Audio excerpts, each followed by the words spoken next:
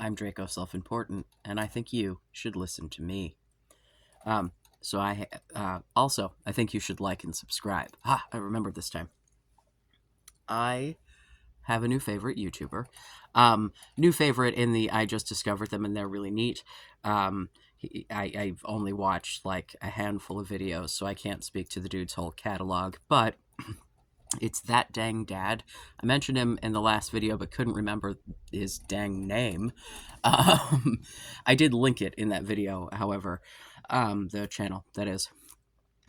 But um, he, the, so if we want to get into the workings of the YouTube algorithm and its control on my brain, the first video I saw pop up but didn't initially watch was how being a cop broke my brain.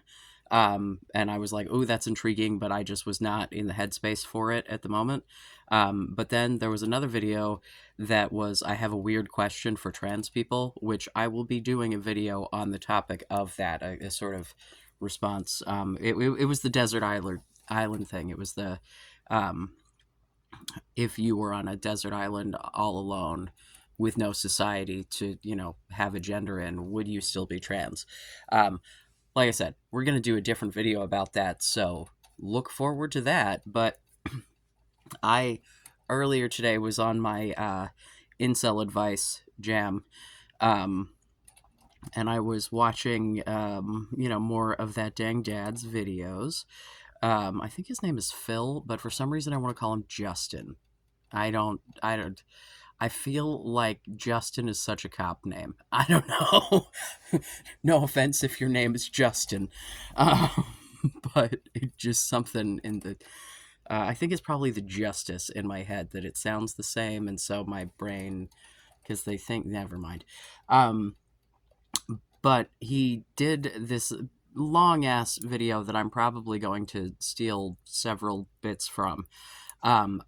Giving advice to men who were asking for advice. Basically, he is cop turned leftist. From what I can gather, he was liberal and then to leftist, and that's not a very difficult journey. I made that journey because I come from a union family, all around like either factory or railroad or fucking. Um, I think there was a turnpike union. Was there a turnpike union? I don't know. There's a portion of my family um, was real. Yeah, nepotism is real in the Pennsylvania Turnpike. We're just gonna leave it at that. I will never forget the day that I'm standing in my grandfather's garage. He's got this big fucking garage, like, and I'm talking huge. The whole bottom of the house was the garage, and it was a 3 bedroom giant kitchen, fucking like, yeah. So it delightful house if that's your thing. Um, he's a classic cars guy who, also apparently stonemason. Not a thing he ever discussed with me, but a thing that I was told by my mother. Um, and yeah, they had lots of connections, and I would get like spied upon as a teenager. There'd be situations where they'd be like, "Oh, you were here at this time in this place," and I'd be like, "There was no," and I was like at a drugstore or something, and he knew everyone in fucking town, so I got ratted on constantly by strange adults. It was fun. I just stopped hanging out in town. So when I did stupid shit, I just did it further away. It didn't actually help curb the stupid shit. um, yeah. So, what was? Oh, we were standing in his garage at this big fucking family picnic thing, and it was shortly after I got my lip pierced because I got this hole in my face at 16. It's been there a long fucking time. It's been varying gauges throughout the years. It's rather small at the moment, but and he said, "You'll never work at the turnpike," and I was like, "You think I want to stand in a booth in the code for a living? Like, you think this is my goal? You've been telling me my whole life I need to go to college. You want me to go to college to stand in a booth?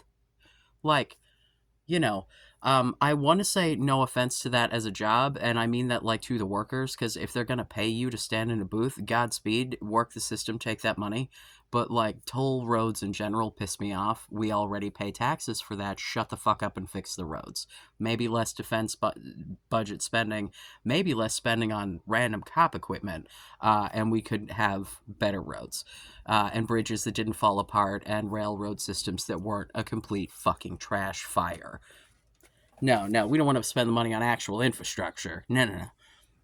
We want to collect money for people to drive on specific sections of road and maybe take care of those sections depending on if it's private. Yeah, that's a whole different conversation that I also have lots of opinions about, because Draco has lots of opinions about lots of things, and most of them are pretty fucking left.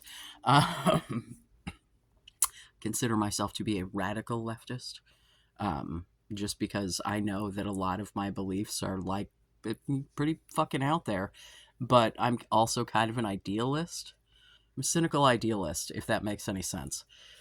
I'm a walking contradiction in every possible way. I don't know what to tell you. Yeah. So, um, this video, like the thing that stood out to me the most in this video was when they got to talking about vulnerability. And I realized that in all of, because the whole incel thing is the wanting of a relationship, right? I mean, depending on who you ask, it boils down to the wanting to get laid. But I think that, um, generally, if you have like good friends, the not getting laid of it all tends to not be as, I don't know, negatively affecting of your life. So, um, the, God damn it. I am just not on it today. When I was live streaming earlier, I kept trailing up. Like, the ADHD is ADHDing today. So let's just, I appreciate your patience. At some point, when I have a computer situation that isn't ridiculous and I'm not trying to use my phone, I can edit things like that out. But right now, trying to do that on my phone is teeny tiny, and I'm old, blind, and need glasses. So that's just not going to happen. Like, it would take me so many hours to try to squeak through the little on the app. Nope, nope, nope. We're good. Yeah. Um, But, if we're going to be charitable about the desires of incels and assume that it's not just to get laid, and assume that, it is about wanting relationships, which, to get back to the whole, like, just wanting to get laid of it all, like, you have to have interpersonal relationships with people in order for them to sleep with you. Like, you have to, like, unless you're paying for it, and even then you still have to like arrange it. Like, you gotta go to a seller, you know what I'm saying? Like, and just to be clear, sex work is real work. We support sex work. We want to, take pictures, and yeah, OnlyFans, pain in the ass. I got it, whatever. um but if you want, as a cis het dude, to have some woman sleep with you, then like you have to have some kind of interpersonal relationship with that woman. You can't just walk up to a stranger and be like, "You fuck me now." Like, that's not how it works. And this idea of like, I gotta get laid to feel worthy of a relationship makes no sense. um but like, if it's not about just getting laid, if it is about like wanting relationships and wanting connection and that sort of thing, then it's all about vulnerability, because human interaction is all about vulnerability, because you can't control anyone's actions but your own. and to some degree, varying disabilities, mental conditions, what have you, brains are complicated, especially when it comes to emotional shit. So, sometimes you end up doing shit and going like, "Oh, damn it, that was not attractive," um, you know. Um, but being vulnerable is the thing that allows people to interact. Now, what does that actually fucking mean? Well, this comes down to the whole rejection thing as well, right? Because the fear of rejection is, and I mean, to be fair, I think that there are a lot of people with undiagnosed rejection sensitive dysphoria that literally, like, you get rejected and it makes you feel like not a human anymore. That's a medical condition. Like, that's a thing. Um, and that's a thing that can be worked on. So, like, I am not the guy. Like, if you have legitimate rejection dysphoria, or rejection sensitive dysphoria, I believe is it, which is like, I believe it is a symptom, not necessarily a condition in and of itself. I'm not 100%. I'm not up on the most recent DSM. Like, I don't even know. Is it 5 now? Is it 6? I don't know. Um, but like, it's a symptom that can occur with like ADHD and autism and other neurodivergencies. So when we're talking about incel culture, we're talking about the stereotype being autistic people, because we, and I'm presuming my autism here, don't come for me, or do, I don't care. um, I've had medical professionals involved, but an official diagnosis from a neuro whatever the fuck is practically impossible for me to find. That's all the explanation I'm giving in this video. Probably, who knows? I may come back to it, but the whole like missing of social cues thing, like, and the social interactions not coming as easy, and to be fair, like, I was not always good at social interactions.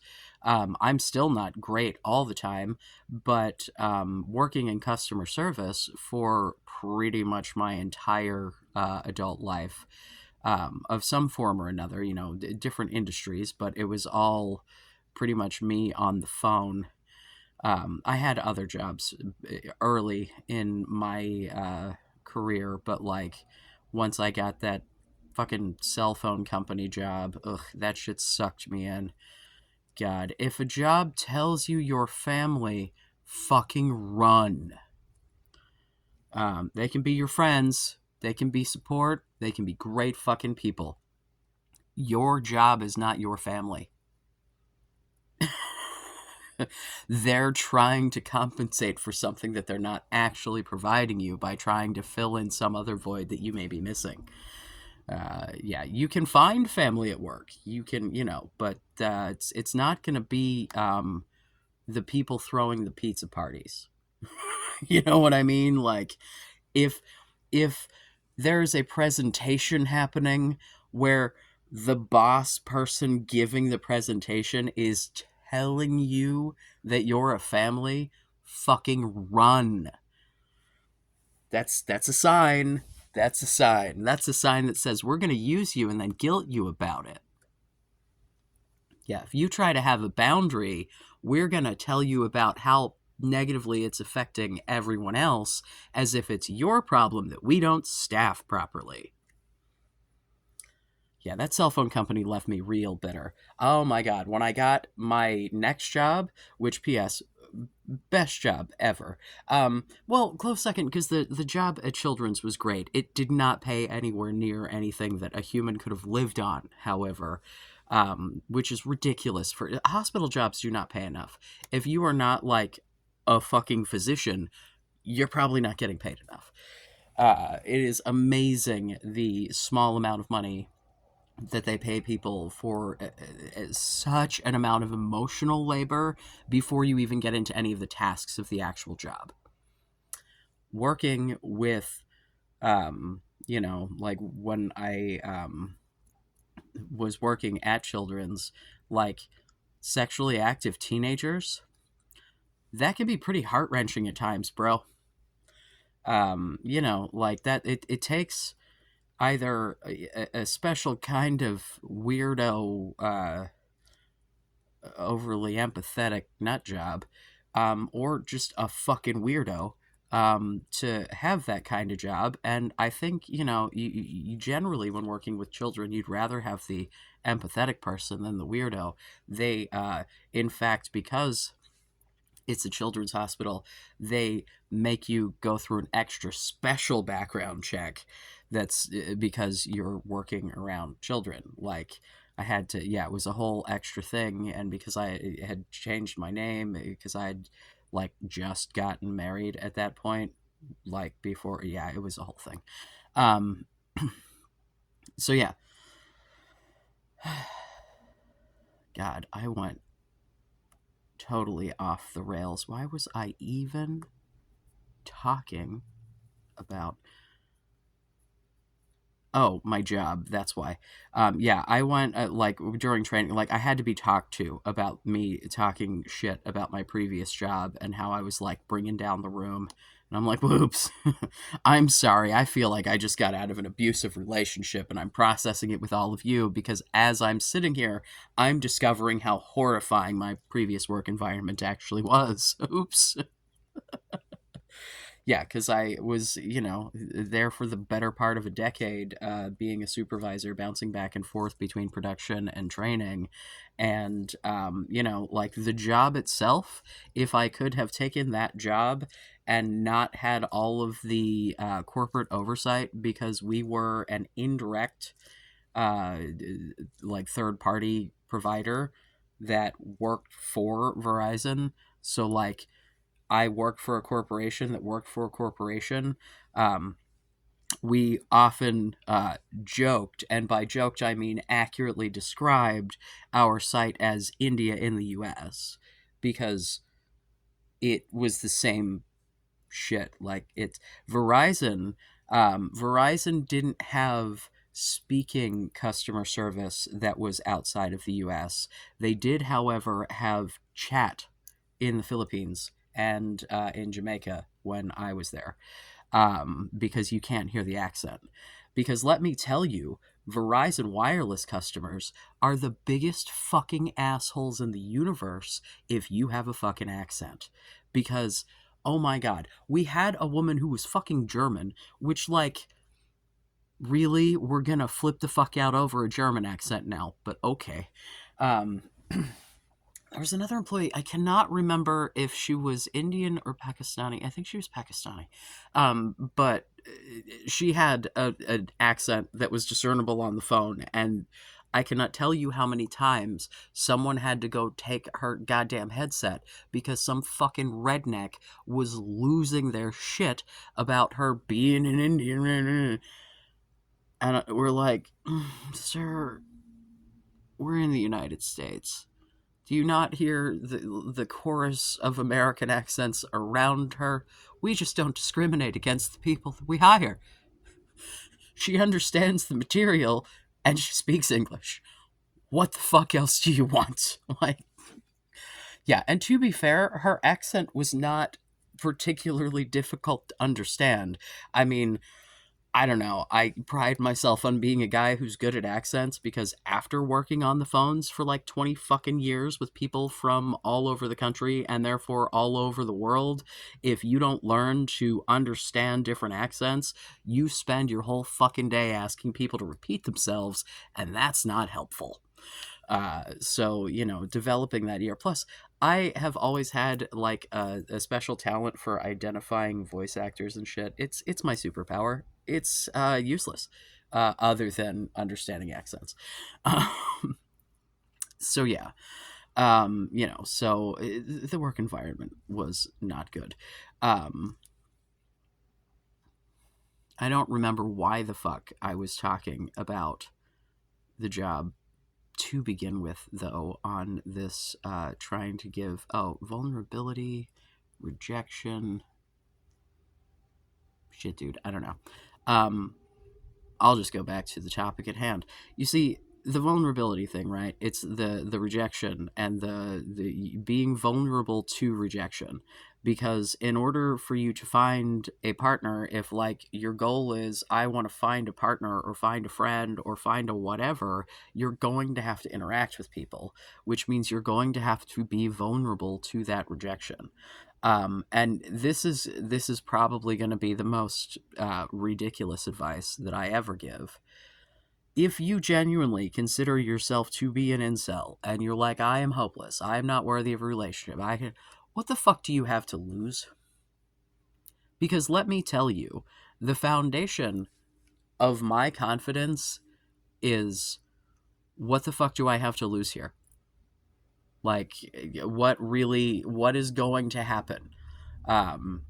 Is anybody gonna die about it? Like, that was one of my bosses when I worked at the rehab a million years ago. Um, that was one of her things. Like, is anybody going to die about it? No. So then let's take a breath. I'm sure whatever it is, we can fix it. Um, and I have repeated that and heard other people say it as well throughout the years. Like, yeah. So, like, if you say, strike up a conversation with someone and ask them for their number and they say no, like, well, you didn't have their number before the conversation. So what have we lost here? What you've gained is another interaction, and what you've gained is more practice. Because it was mentioned by one of the dudes in the video that I watched, like, exposure to human interaction is the easiest way to make human interactions easier.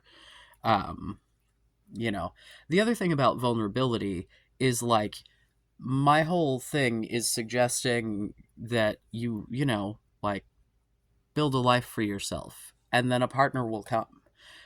If you try to do it the other way around, it doesn't tend to work out well in the long run, because you're, like, shaping yourself around another human, and that's, yeah. Um, so having friends, right? I mean, I think that if you're someone who struggles with friends in general, that you should just throw the idea of, like, getting laid out the window for a minute and just focus on, like, meaningful friendships with people. Um, and it again comes down to, what do you have to lose, right? Like, if you're already sitting around lonely or whatever, like, you will take a fucking shot, you know?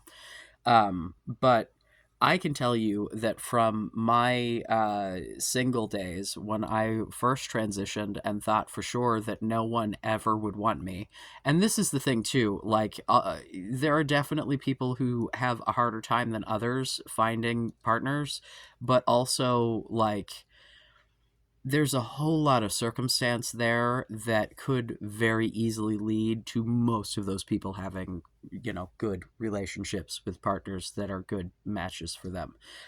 Whether it be a change in perspective, a change in venue, but I can understand the perspective of thinking no one's ever going to want me, especially as a trans person, because society tells you that trans people are gross. Like, that is the general consensus. Like, that's why the butt of the joke is, oh my god, it's a trans woman. Oh, gross. Like, yeah, it's tired. Come up with a better joke. Um, so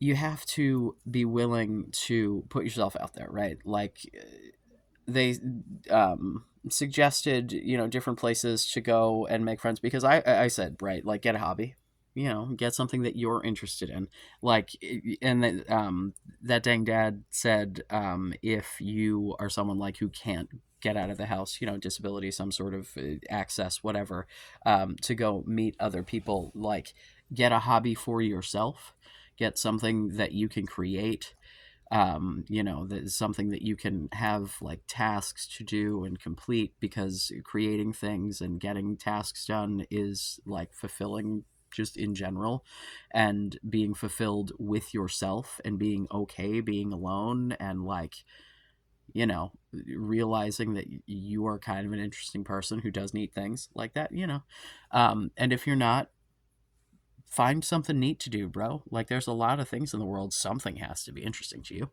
um but I recalled a story where I just like randomly walked up and started talking to a stranger in the art museum because I overheard her talking to her kid about the jewelry that we were looking at, and some of it was resin jewelry, which I've worked with like a tiny little bit.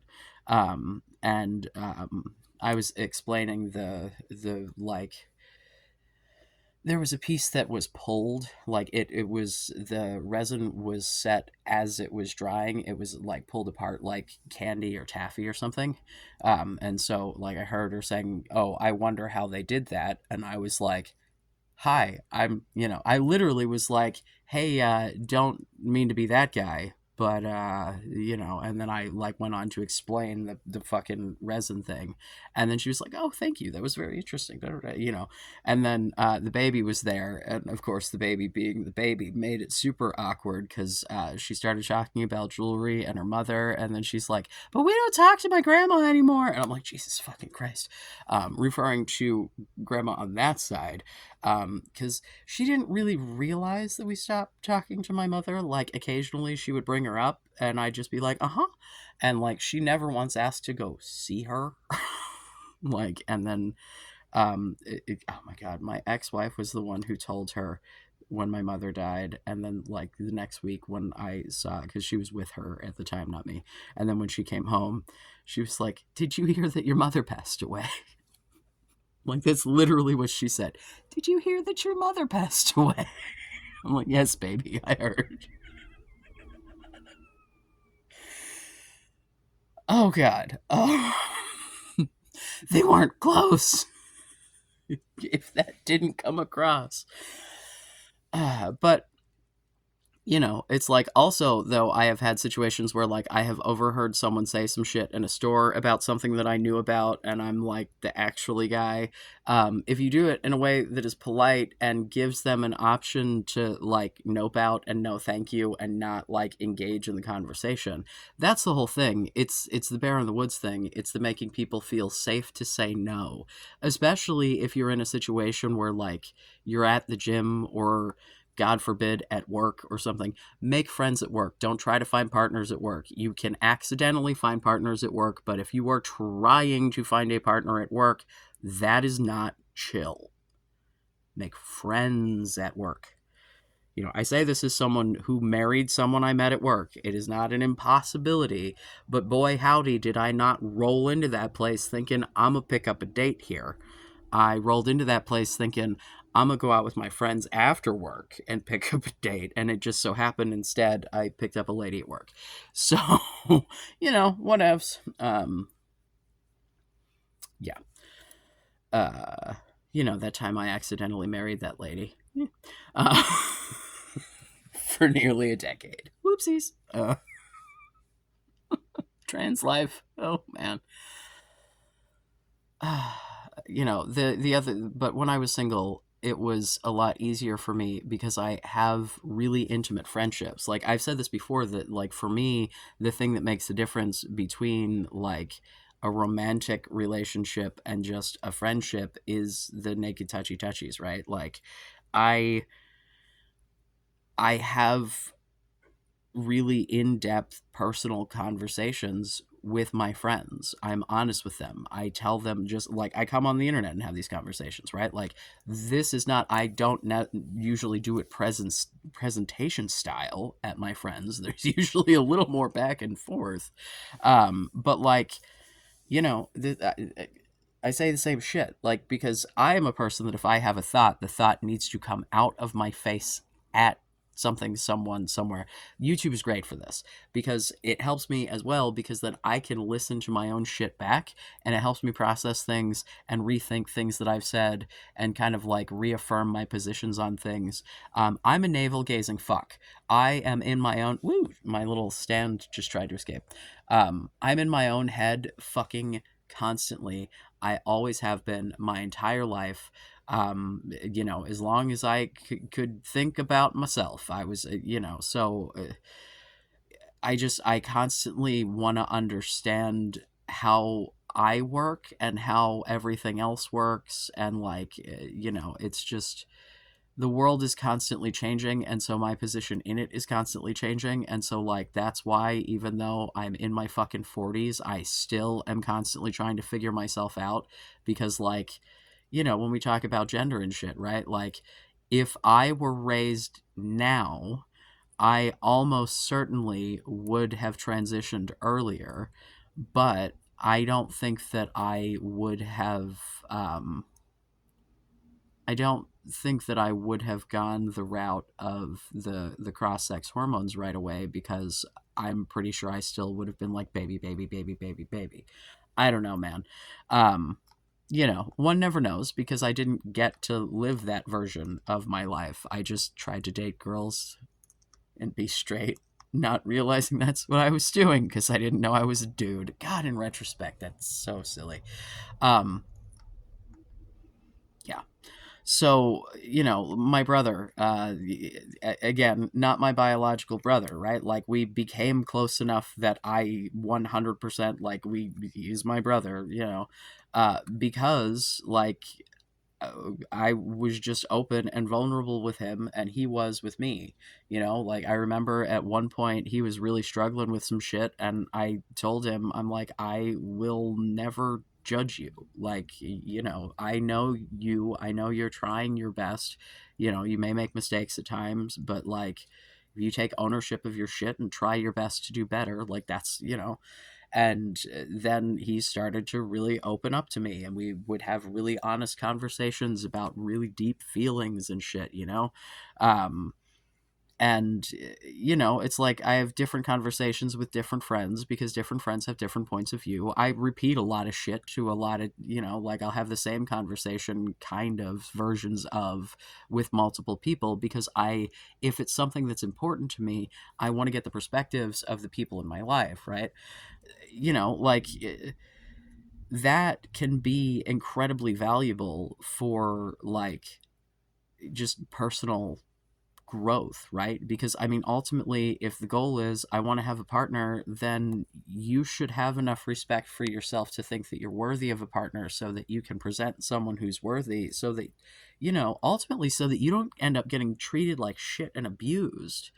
Because if you roll out into the world with, oh my God, please don't reject me stamped on your face, it's either going to be the kind of desperation that looks scary, which is what I've talked about before, or it's going to be the kind of desperation that looks vulnerable, and you'll end up the victim of abuse.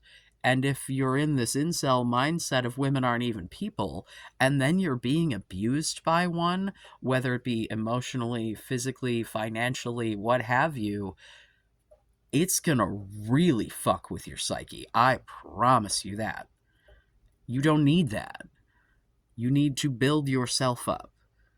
Because if you build yourself up, the being alone part isn't as horrifying. It's like, there's the want for physical connection, there's the want for sexual, and then there's the want for, like, intimate emotional connection, right? Like, these are all different things. You don't need to get all of those things from the same person, or even all of them necessarily from a person. you know like, I cannot tell you how much owning cats helps when you're going through a dry spell, as it were. Just having the warm, fuzzy thing that loves you. If you're a dog guy, get a fucking dog. Um, don't be afraid to hug your friends. If this is, I have got some established friends that are good friends, like, it's not gay to hug your homies. You can gay hug your homies, and that's perfectly acceptable. Like I said in my previous video, I like don't really have any readily available cis straight het guys, like, just at the ready. Uh, like, literally, the panel that I did for my whether or not men would want to turn off their testosterone rant was a demi, an ace, a bi, and I think Pan, maybe. I don't even remember. Yeah, that's the kind of friend we've had that conversation before. But like, he's not like I don't need unless I'm fucking you, I really don't need to know. So like unless it comes up organically in the conversation or like there was a conversation we had about it that made it particularly notable, I'm probably going to forget. There are too many fucking identities, man. Yeah, like dude, says the boy with 9,000 different flags that apply to him. Oh my god. Yeah, because like my brother would come hang out and I would be like, oh my god, I need a hug. And so then he would give me a hug and I would have like physical contact from someone that loves me. And that felt nice and warm and fuzzy and comforting. And then I would, in my own fucking time, engage with some toys and some recordings, if you will, to get sexual needs met. Like it does. You can't expect to hatch fully formed, right? And I'm still going to stand by the pandemic fucked with people real fucking hard. If you are under 30, you get a fucking pass. Because, first of all, the chances that you live alone are practically nil. So you've either got roommates or you're living at home. So, like, already you're at a disadvantage because you have a lack of privacy when it comes to, trying to have relationships. Um, if it is a roommate situation and it's like a dorm or whatever, like a situation where you don't really know people, like ads in a paper, like that's not always conducive to friends. I have been in situations where I did not know the people that I was living with very well, and at times it was very awkward. And then you just want to hide in your room, right? Dude, like, just go sit in a common space. Like, go to a park. Go, just if people clearly do not seem into having a conversation with you, go away. Like, if you're presenting like the opportunity to hang out or whatever, and think of it as that it's an opportunity to hang out with you. Like, you have something to offer. I don't know what it is because I don't fucking know you. But, like, that's the thing, man. Like, you have to be vulnerable to yourself too. You have to be willing to accept like the possibility of things feeling bad, because here's the thing, are you feeling good now? Because I don't think we would be having this conversation if you're not just one of the people who watches my shit because you think I'm interesting, and in which case, thank you, I love. But if you are legitimately here trying to get some sort of advice from my crazy ass, um, you know, so like you have to figure out who you are, what you like, what makes you tick, what things about you other people find interesting, what things about, like, and if there's nothing about you that is particularly interesting, this is where the get a hobby comes in. They also suggested things like volunteering, fucking any number, take a yoga class for God's sake, whatever you're into. Martial arts is great if you want to get a physical component in there. Like there's all kinds of different things you can do to get you into an environment where you are basically forced to interact with other humans. And if especially in those group things, people end up like sectioning off after a while, right? The thing with that is you need to like be okay with moving from group to group. Don't go to a class, get comfortable with people the first day, and then never talk to anyone else. Like, branch out a little, because the second or third person that you, I don't know, spar with or whatever, might end up being even cooler than go to fucking game nights. Go to like there's go to a fucking bar, man. They still exist. They, like, go to a coffee shop if you're not a bar guy. Like, it sounds so fucking cliched, man. Go to the fucking library. People love it when you read. An ability to read is great, very attractive. Women love it when you read.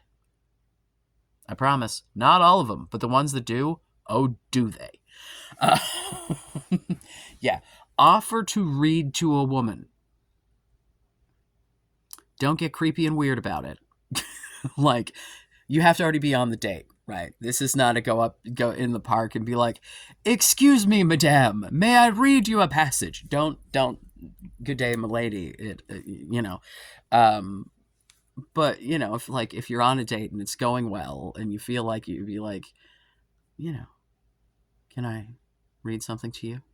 And then depending on what kind of date and what you've been talking about, see, for me in that case, depending on the date, I would probably go with something goofy and like start reading like Johnny the Homicidal Maniac or some shit. But I'm an asshole.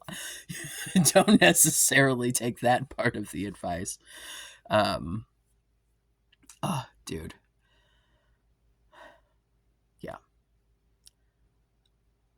You have to value yourself because when you value yourself, you don't let yourself get treated like shit. And when other people treat you well, it reinforces your value of yourself, right? If you don't value yourself and then you get into situations where people are treating you poorly and you're allowing them to continue to do that, because again, you can't control anyone's behavior but your own, but you can control whether or not you give someone your time, right? So, like, if you get into a situation where you feel this desperation and, like, well, this is the only person who's willing to pay attention to me, so I guess I have to put up with this bullshit, like, that's just as worrying to me as the fucking like angry lashing out at the women thing, because it's still someone being abused. Like, even like incels are people too. You know what I mean? Like, the whole reason that I'm making these videos is because I am on the, hey, the right really does make a lot of videos that's advice for these dudes who are feeling really like rejected and like no one's on their side. Maybe we could help the fuck out, and because what they're getting pushed into in the long run is going to be detrimental. Because if you are concerned about how manly you are, you end up taking $40,000 worth of testosterone a month and pretending that it's about bull testicles instead of just living your life. Like this. Yeah, and the pec implants and shit. I don't know if he actually had pec implants, but there were Liver King is who I'm rambling about if you don't know the lore. Yeah, so, you know, I would love if anyone has more specific questions on this. I'm probably going to dive more into the source video, if you will. I'll link that video below. You should definitely watch it. It's got a lot more advice that is probably better, but I want to, expound as best I can. Yeah, man. Vulnerability. That's where it's at. Vulnerability and realizing that if you're already this fucking bummed that you're watching my ass looking for advice, what the fuck do you have to lose? Rejection sensitive dysphoria notwithstanding, because if that is a thing that you have and are like think you might like, that but if you're just a regular guy afraid of getting rejected, like most people are afraid of getting rejected, like, you already feel shitty, bro. What's the difference? How they could say no. Well, you're already not getting it. So, like, whether that be attention, a hug, a phone number, whatever. Also coming with like a, hey, no pressure. Like, that is the thing that I say a lot. Like, hey, no pressure, but would you like to do this thing? But mean it. Because I've definitely heard people say no pressure, but you could tell there was a lot of pressure. No pressure, but because I'll do that sarcastically as well. But that I only do in person, because that has to, yeah, like if I'm genuinely asking someone a question, like if I'm texting or something, they'll be like, hey, no pressure. But I do that to my partner all the time, because I'll ask something because it's what I want, but be perfectly willing to take no for an answer, and reminding people that you're perfectly willing to take no for an answer, and then actually taking no for an answer. um like, yeah. I don't know. I hope that this made sense. I hope that you like and subscribe. I hope that you ask questions.